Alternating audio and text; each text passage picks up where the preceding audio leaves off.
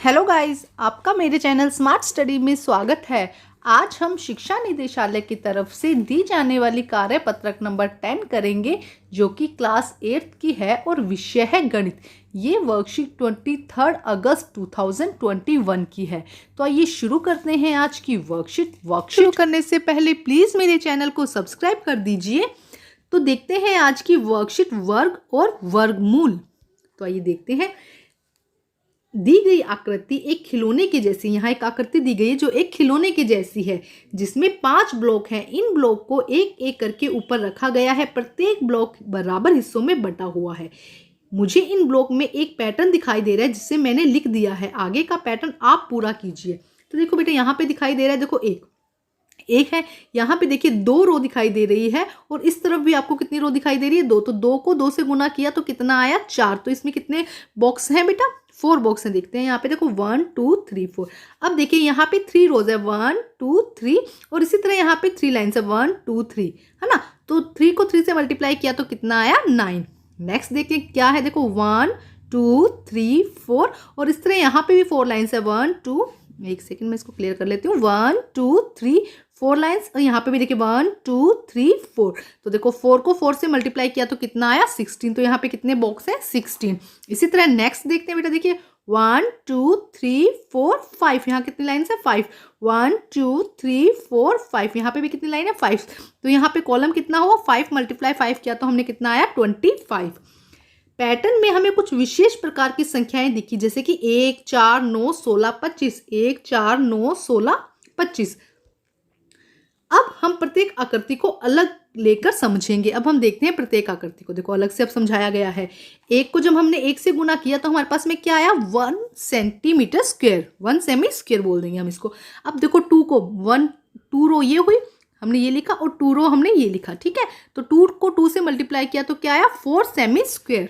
इसी तरह से हमने 3 यहाँ लिया और 3 को यहाँ से लिखा तो 3 मल्टीप्लाई 3 इक्वल कितना आ गया? 9 के। इसी तरह देखो 1 2 3 4, 1 2 3 4, 4 को जब हमने 4 से मल्टीप्लाई किया तो कितना आया? 16 सेंटीमीटर स्क्वायर। इसी तरह आगे दिया गया, देखो 5 यहाँ पे कॉलम दिए गए, 1 2 3 4 5, 5 लाइन ये होगी, 1 2 3 4 5 लाइन यहाँ पे होगी। तो 5 को जब 5 से गुना किया तो कितना आया? 25 सेंटीमीटर स्क्वायर। आगे देखते हैं क्या लिखा गया है बेटा।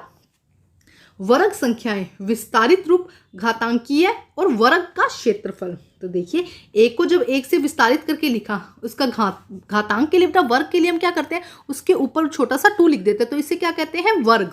इसको क्या कहा जाता है? वर्ग। इसका मतलब है कि 1 को 1 से मल्टीप्लाई किया। 2 का वर्ग, इसका मतलब हो जाएगा कि 2 को 2 से मल्टीप्लाई किया। इसी तरह 3 का वर्ग का मतलब हो जाएगा 3 को 3 से मल्टीप्लाई किया। तो देखिए इस तरह यहाँ पे लिखा गया 2 को 2 से विस्तारित रूप मतलब उसको एक्सपेंड करके लिखा गया। घातांकीय रूप मतलब उसके घात लगा दी गई है। इसे हम क्या बोलते हैं? इसे घात भी बोलते हैं बेटा, घातांक बोलते हैं। देखो इसकी घातांक लगा दी गई है, ठीक है।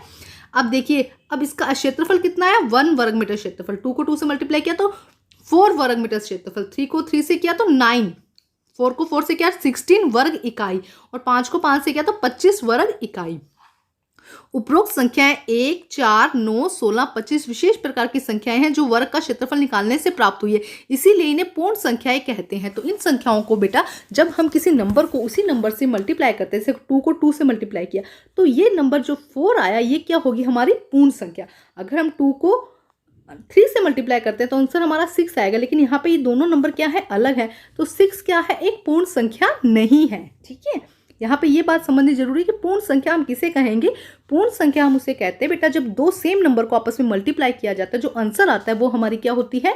पूर्ण संख्याएं। क्या होती है बेटा? वो हमारी पूर्ण संख्याएं। तो जैसे कि 1, जब 1 को 1 से मल्टीप्लाई किया तो आंसर क्या आया हमारा? 1। तो 1 हमारी क्या है? पूर्ण संख्या। इसी तरह 2 को जब 2 से मल्टीप्लाई किया तो आंसर क्या आया? 4। तो 4 हमारी क्या हो गई? पूर्ण संख्या। इसी तरह जब 3 को 3 से गुना करेंगे तो क्या आएगा? 3 3 9। तो 9 हमारी क्या हो गई बेटा? पूर्ण संख्या, ठीक है। 9 हमारी क्या हो गई? पूर्ण संख्या। जब 4 को 4 से गुना करेंगे, 4 चौका 16, तो 16 हमारी क्या हो गई? पूर्ण संख्या। देखो यहाँ पे लिखी गई है। 5 को 5 से गुना करेंगे, 25, 5 5 25, 25 हमारी क्या है? पूर्ण संख्या। तो इसी तरह हमें आगे की यहाँ पे संख्याएं निकालनी है। तो आइए करते हैं। देखिए बेटा, जब 6 को 6 से हम मल्टीप्लाई करेंगे तो कितना आएगा? 36 क्या है, एक पूर्ण संख्या है। इसी तरह नेक्स्ट देखते हैं, हम सारी पूर्ण संख्या निकालते हैं 10 तक। 7 को 7 से जब मल्टीप्लाई किया तो कितना आया बेटा, 49।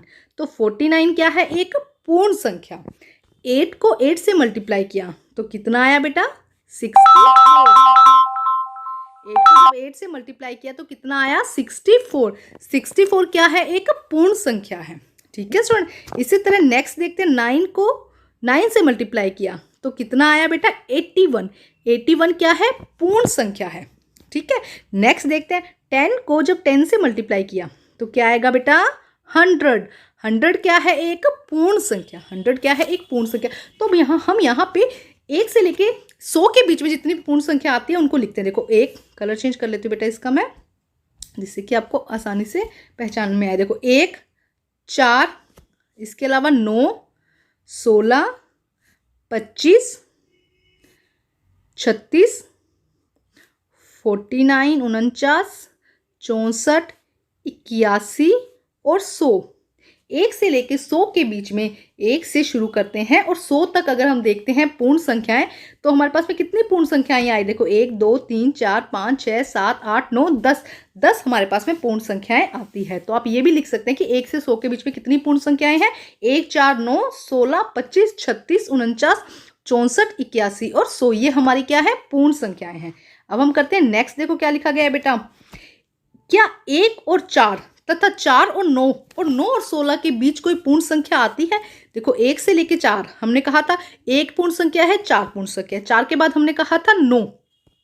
9 और 4 के बीच में कोई पूर्ण संख्या आती है, 9 और 16। इसके बाद हमने कहा था 16। तो इनके बीच कोई पूर्ण संख्या है क्या, हमें ये पता करना है। ठीक है। तो आइए देखते हैं बेटा, इनके बीच कोई पूर्ण संख्या है क्या, देखते हैं।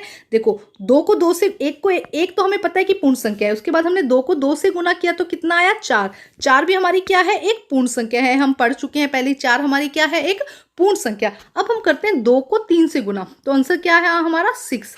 जब हमने 2 को 3 से गुना किया तो आंसर क्या आया, 2 को 3 से गुना करने पर आंसर आया 6।